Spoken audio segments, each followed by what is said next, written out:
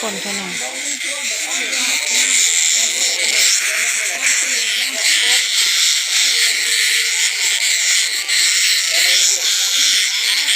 จักจั่นติดเองบ่สิแซ่บอยู่คันติดเองจักจั่นบ้านเฮามันเริ่มแล้วนะเนาะจักจั่นระบาดพี่น้องเอ้ยห้องสนั่นหวั่นไหวอยู่ตลาดปากช่องเสียมันไปห้องอยู่โหลดน้ำก่อนแยกไส้อีกแล้วอันนี้ก็ได้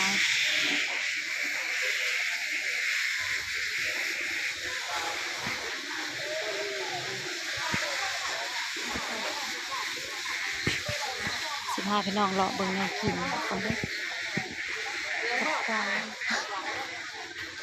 เลาะเบิ่งแค่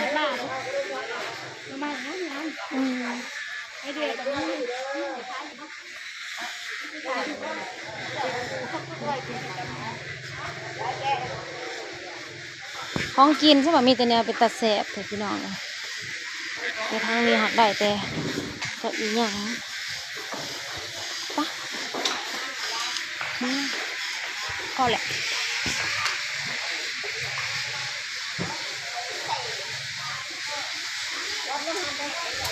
ตัวนี้แห้งลาย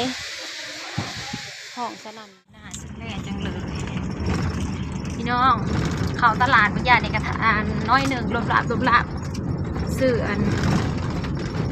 ไปซื้ออันมากกับซื้ออันน้ำยานางให้แม่น้องเทนแล้วก็ได้อันแล้วสปรีก็ได้ของดีอาหารตามฤดูกาลพี่น้องสัตว์ป่าสัตว์ผีนักร้องเสียงดีนักร้องสกินนักร้องค่ะแม่งจักรจัดเนาะแม่งจักจั่นนะก็ได้ก็ซาวโตนะ10,000 กีบสาวสิบนี้ก็เลยซื้อเอา50,100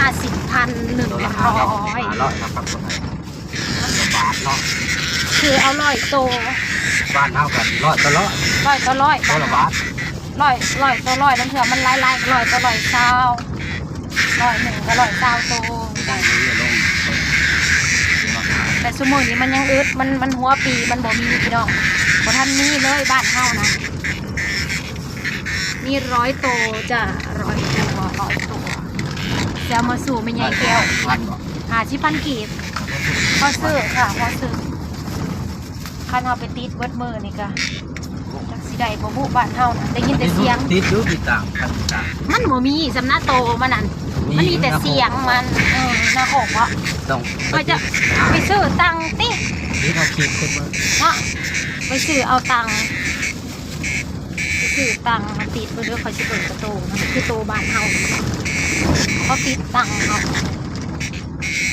เพราะนั้นมันมีแต่ตัวผู้อ่ะอันนี้ก็จักจั่นเขาไปติดเอาอะไรเองนะมาเอง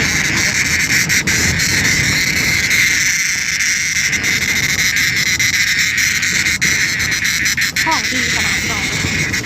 สดมากจักจั่นนี่บริตายเด้อ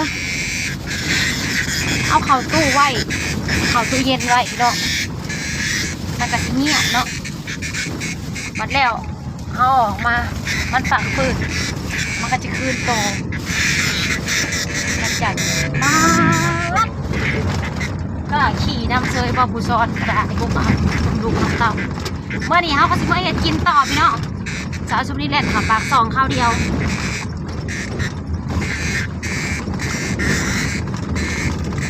เลยสื่อเครื่องสื่อของกระสิไปคว้าปลาต่อปลานี่ปลามาเลยมาซอยเบียกบ่อยๆพี่น้องพอดีเมื่อนี้ค่ะก็จะออกปลามาเมื่ออื่นวันศิลป์เนาะก็จะมาเลยคว้าปลาบ่อยๆเห็นปลาสัตว์ตัดชีวิตแล้ววันนี้เอ็ดมื้อนี้กินก็จะเสียตัวได้สักหมูดิโอ้อาจจะไม่เห็นแต่เด้อวิทย์วันศิลป์แล้วมั้งพอท่านเลยเพราะมันมือนี่มันจักสมแรงหนึ่งมันจักโอ้ก็สิ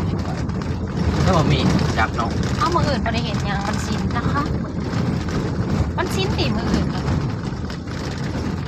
จังหวะคอยรอมือคุณ คันละว่ามื้ออื่นมันสิเฮาต้องได้ลงใส่บาตรก่อนอื่นจังมาอื่นเฮาก็มาอีกถ้าเรามีแนวเฮ็ดมื้ออื่นเฮาก็มาอีก คนนี้สิลาอยู่ดอกมา เขาเที่ยวเอาเขา น้องก็จะน้ำลาย เที่ยวเอาเขา น้องก็จะทำพี่น้องขึ้นแล้ว ปักลายหนึ่งคือน้องเราก็บอกจักกะจัน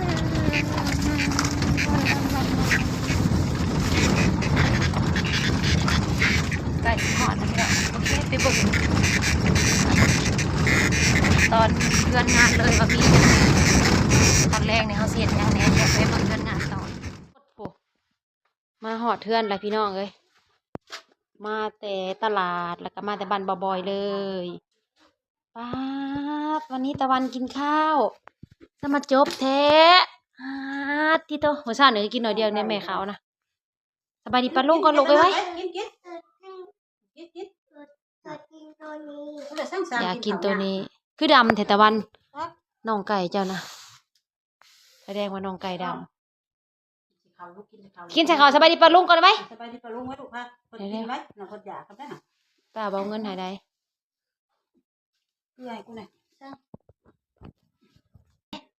เอาอยู่เงินนี่เฮ้อพอป่ะนี่ได้ใบสีนี่ได้ใบนี่ได้เอาไว้ไว้ ใช่ข่าวจะกูไปส่งกูเจ้าเขาไหนน้องใกล้ถ้ามันหน่อยแท้นี่น้อยแท้เอาไว้กัดกินไม่ใช่ข่าวลูกคนใหญ่เอาไปส่งแล้วอีกได้โอ้ได้ เอาไหมคุณแม่อันนี้เงินเดือนของคุณแม่ออกค่ะวันนี้ให้คุณแม่ใบหนึ่งจ้าให้แม่ใบหนึ่งเพราะว่าได้น้อยแม่เอ้ยเดือนนี้ว่าพ่อหัดใจจ้าถูกเดือนหนาให้ได้เยอะๆกว่านี้นะแม่เงิน YouTube จ้าพี่น้องเป็นบาง ปังปังเฮงเฮงปังปังมีคนเบิ่งเล่นไลน์เงินเขาเล่นไลน์ในเด้อโนตะวันเพราะว่าเงินเขาบ่หลายแต่ว่ารายจ่ายสาวสุพินหลายพี่น้องแต่ว่าก็ให้คุณแม่เดือนละพันได้บ่หลายได้น้อยก็ให้ซ้ำเก่าแต่ว่าเดือนแต่ละเดือนเฮาก็รายจ่ายเฮาก็หลายหันนะพี่น้องก็ให้ยาย1,000คือเก่าเดือนนี้ยาแกนก็ให้1,000ให้เดือนละพันคือกันแต่ว่าเดือนนี้หั่นจักสิเหลือเท่าใดแหละเดือนนี้แต่เอาถอมาลงสาวสุมนี้ก็ยังพันได้จ่ายซะ กินแล้วดอกแล้ว ยังบ่ได้จ่าย แล้วเราไปส่งเจ้าเขาได้เนี่ยนะ เขาจะเอาถอมาส่งบ้านในเฮาบ่อยู่บ่ได้จ่ายเงินเขาจ้าแม่ นั่นเป็นเอาวอดนี่ว่ากินข้าวหรือเปล่า มาห้ามคือกินข้าวนั่นๆโลก เป็นห้างหมูป่ะแหละ หึ ไว้แล้วมันเป็นนั่นน่ะนี่น้ำนะ บ่อยากเนาะหักท้อง มันเอา หักท้องคือสวดอยู่ ห้อนเอาเราไปอยาก เบิ่งให้ท้องให้ป้าเบิ่งดูหักท้องมันคือสวดอยู่แม่ เป็นซื้อสิไอ้ขันยาพื้นหนึ่ง ก็เห็นอยู่บอกก็จะมาขายเจ้าขายซื้อพื้นเท่าไหร่ เอาตัวผู้ค่อยเอาแล้วมัน250คือของมันก็มีสีของมัน เหมือนเราก็เอาแบบใหม่เลยเนาะ250แล้วบ่ ตัวนั้นก็ได้ถือตัวนั้นนะห้อยแล้วก็เห็นตัวงามกระเทินในซื้อให้หมู่เลยอันนี้เมงจากจันทน์นะคะ น้องไผ่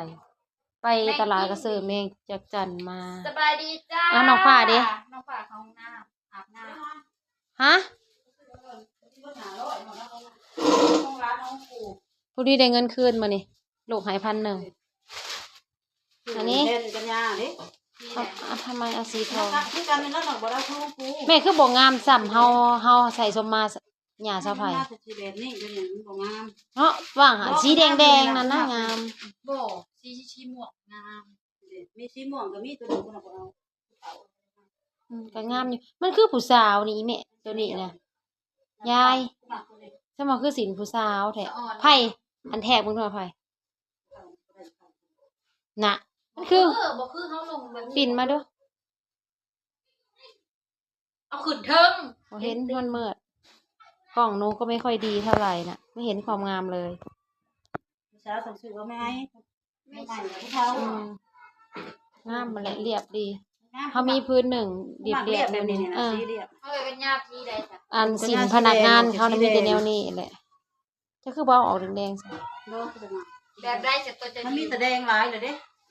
ได้สีนี้ แบบได้จากตัวจะยืนมัน เขากล่องงาม สีดำ ๆบ่เกี่ยวกันดอกเขายืมหมูแล้วเนาะหมูเอาใหม่เขาก็ซื้อใหม่แล้วมันก็บ่คือเก่า เขาซื้อให้ใหม่เขาซื้อให้เขามักจะได้ก็เอาแล้วเลือกเอาสีนั้น มื้ออื่นนี่วันศีลพี่น้องเอ้ย เขาแพงเขาก็เลือกเอาแล้วเนาะ แม่ หนึ่งมันลงใส่บาทก่อนมันหน่อยเดียวหนึงจะให้ มัน คน บ่ มา เป็นยังบ่ตังเมียติด บ่เป็นหยังโทรศัพท์แม่ เขาจะาสีนี้ โอเคพี่น้อง เจ้า บ่จัก ซาซุนี่ก็ขอจบคลิปไว้เพียงเท่านี้กันเด้อฝากกดไลค์กดแชร์ทำกับข้าวก่อนพี่น้อง คืนน่ะ เจอกันคลิปหน้าเด้อบ๊ายบายซองพื้น500อันนี้นะนะแม่พื้นละ250เนาะ 7พื้นไม่ได้7พื้นแต่เขามา พื้นละ250 2พื้น500เฮ้ยเฮาซื้อน้ำแล้วแม่ โอ้ซื้อแล้วเขามาเขามีแต่พื้นเนี่ยเป็นใหม่เป็นใหม่ คนรู้